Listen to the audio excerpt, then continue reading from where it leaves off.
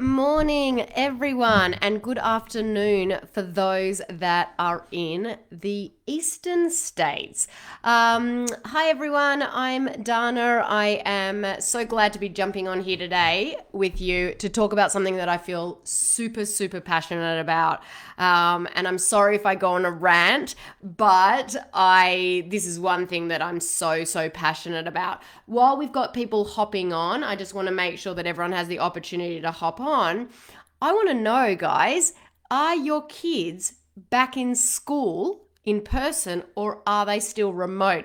Now, here in Seattle, my little one in grade 1, he started back a couple of weeks ago, 4 mornings a week. Now, my older one, who's in grade 5, he is still online and has been ever since the pandemic started. So I just want to hear from you guys, whereabouts are you, and are your kids back in school? So that's not what I'm here to talk about, but I can see some people watching live already. So hi, I hope that you're well. But I wanted to jump on here today to talk to you about something that's really important to me. You see, many times when our kids are struggling, we blame ourselves, okay? We wonder what we might be doing wrong. We feel judged by those around us and we beat ourselves up for not doing better, for not being a better parent. I always used to be like, oh my gosh, I'm such a bad mum.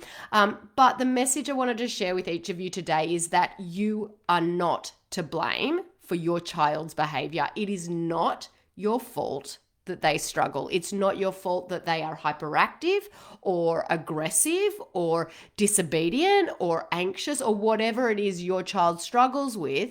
Now, instead of blaming yourself, I want you to consider with me what might actually be to blame.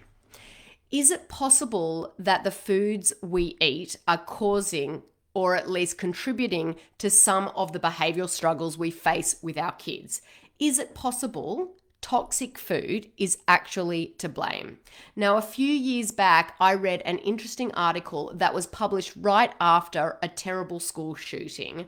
Now, this article suggested a possible link between foods we eat and the dramatic increase in violence in children and young adults. Now, I'm not suggesting that if you feed your kids, French fries or pizza or soda, that he or she will turn into a violent, angry young person, but I am suggesting that the toxic foods we eat are contributing to some of the behaviors we see in our kids.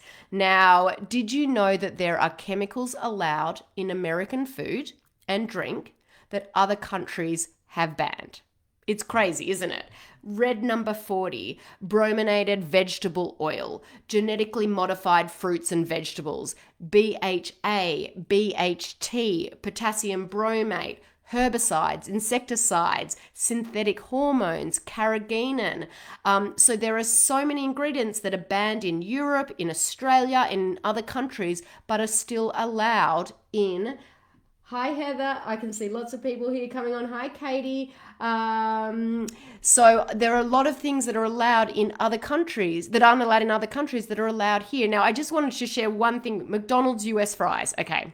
McDonald's fries in the US has different ingredients than McDonald's fries in the UK. So in the US, there's potatoes, vegetable oil, canola oil, corn oil, soybean oil, hydrogenated soybean oil, natural beef flavor. Why do you need natural beef flavor on fries?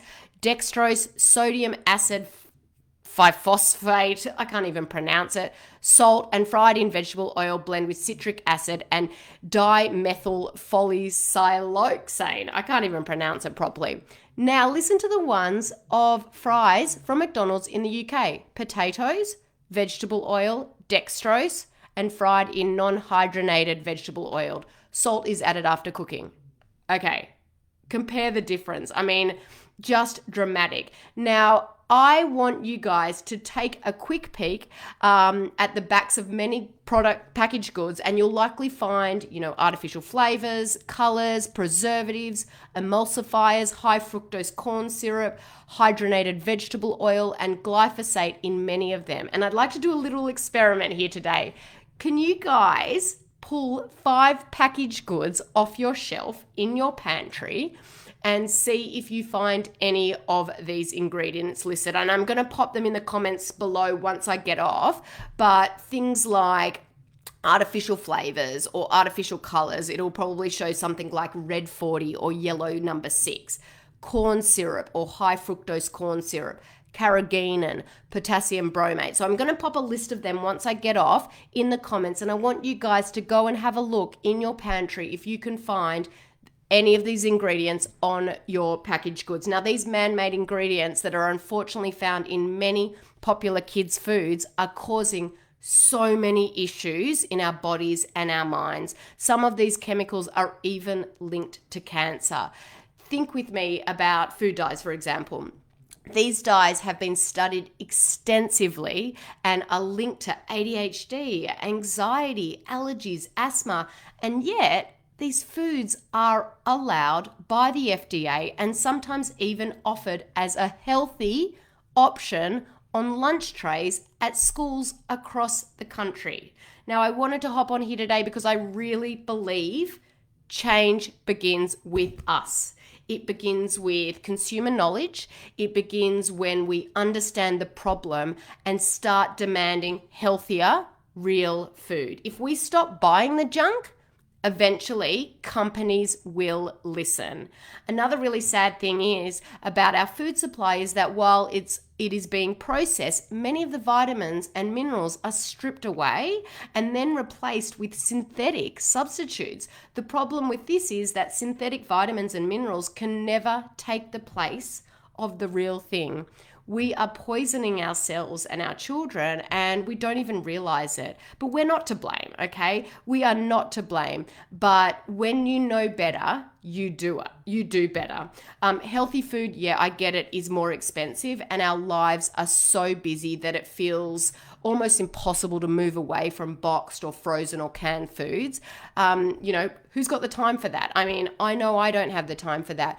That's where my team comes in. We know how hard it can be to overhaul your family's diet. We want to help make it easier for you. We offer recipes, guides, one-to-one, group coaching calls, so much more to make the switch to healthy eating doable, even for the busiest families. Now, if this is something that you'd like to know more about, you can just type me in the comments below, me, and one of my team members will be in contact with you ASAP. Now, one of my favorite families that was in our program, two parents both worked full time, had 5 kids, and they absolutely rocked it. So if they can do it, then I am so confident that you guys can too. So it starts now. We are going to band together as a community and make the switch. When we know better, we do better. So if you want help with this, drop a me in the comments below and my team will contact you ASAP. Take care, and I hope you all have a wonderful day.